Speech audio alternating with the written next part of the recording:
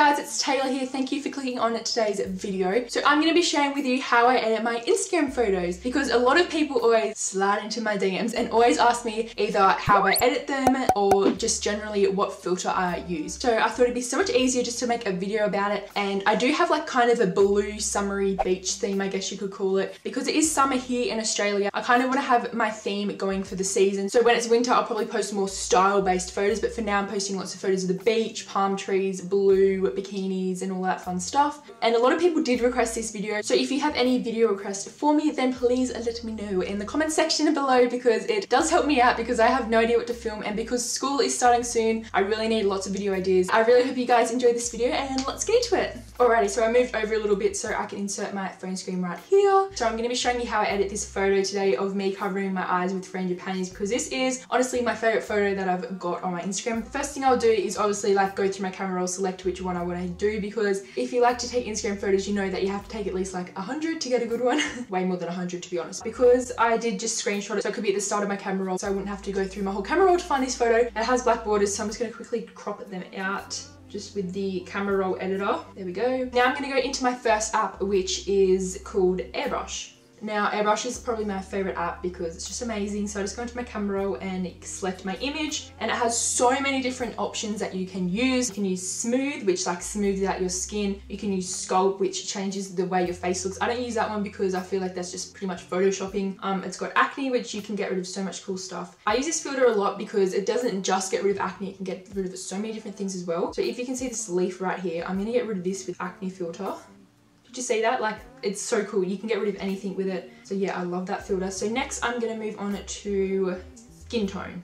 I use the skin tone filter a lot on my face because my face always looks so much redder than my body, because who knows, to be honest. But I'll just use this color here, the one that I've selected, and just go my face a little bit where the red patches are. And then you can just choose how much exposure you want it to have or how little. So I usually put it on about 2. Then I press done, and then I'll go on to whiten because I got my teeth in there, so you know you want to make your teeth look a little bit whiter. I only just do like one little quick swab of that, because if you hold it there for a while your teeth get really white. Like, they look perfect, but seriously you can tell it's been edited, so I try to make it look as natural as I possibly can. And that's pretty much all I do with the retouch section, because you know everything else is pretty much just photoshopping it, so you know, not about that life. I actually did photoshop one of my photos once and I posted it on Instagram, and I felt so guilty. Like, I was like, why did I post that? I'm so fake. Oh my god, I edited it. So I deleted it like 10 minutes after I posted it because I felt so bad about myself. So probably won't do that again. If you can see, they have like a down bar section with the retouch, the tools, the makeup and the filter. So I'll next go onto the tools section. It has the blur option, so you can blur out the background. I don't really do that though because that's just a lot of effort. Then I'm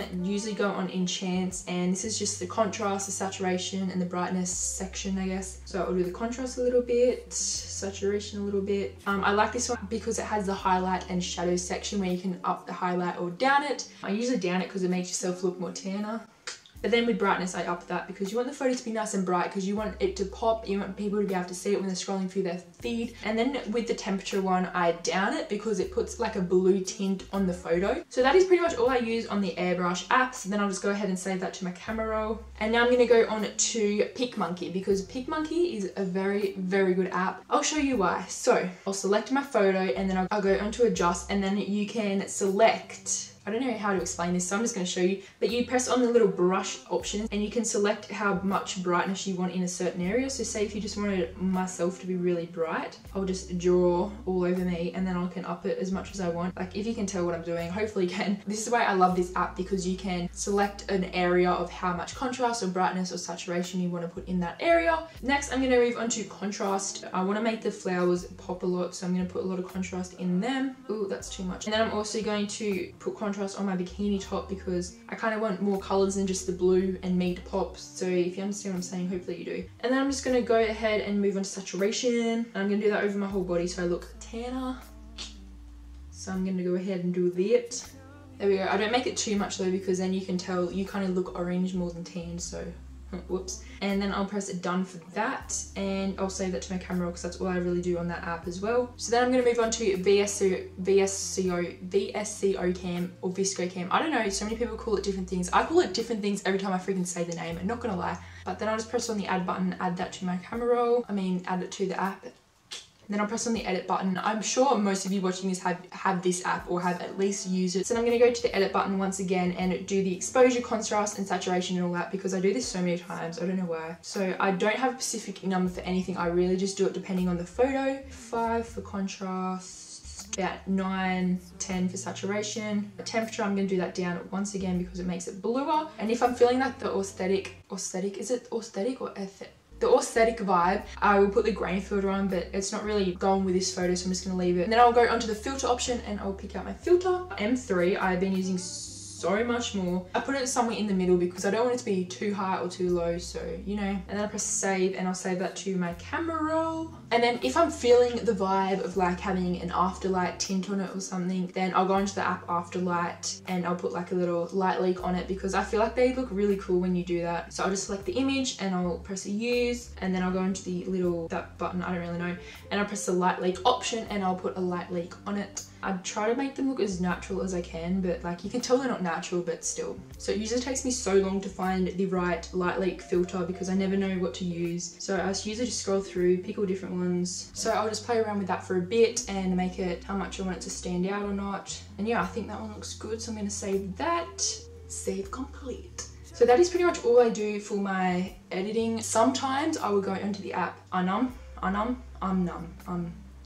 don't know how to say it, not even gonna try to be honest. But this is where you can just post like photos to see if they match your feed and stuff. Press the add button and I'll add the photo to see if it matches the feed. Although I've already got mine posted, so like, but most of the time I just post the photo on Instagram really quickly, have a look at it in my feed, see if it looks good, and then delete it if it doesn't. So, you know, bit risky, but it's an easy way to do it. That's how I do it anyway. So that was pretty much how I edit my Instagram photos. I hope this helped you out. And obviously I don't edit every single photo exactly the same. Depending on what photo it is, I will edit it a lot differently. I might use different apps, but yeah, that's pretty much my very basic how I edit most of my pictures. Make sure you go follow me on my Instagram if you're not already to see more photos. Also make sure to please let me know in the comment section what videos you really want me to do, because I'm really stuck on what to film lately and I just want to do videos that you want to see. I hope you all have a great week. I hope you all stay positive, stay happy, put a smile on someone else's face, put a smile on your face, and yeah, I'll see you in my next video. Bye! You might have tried my patience greatly, but I'm not about to let us fail.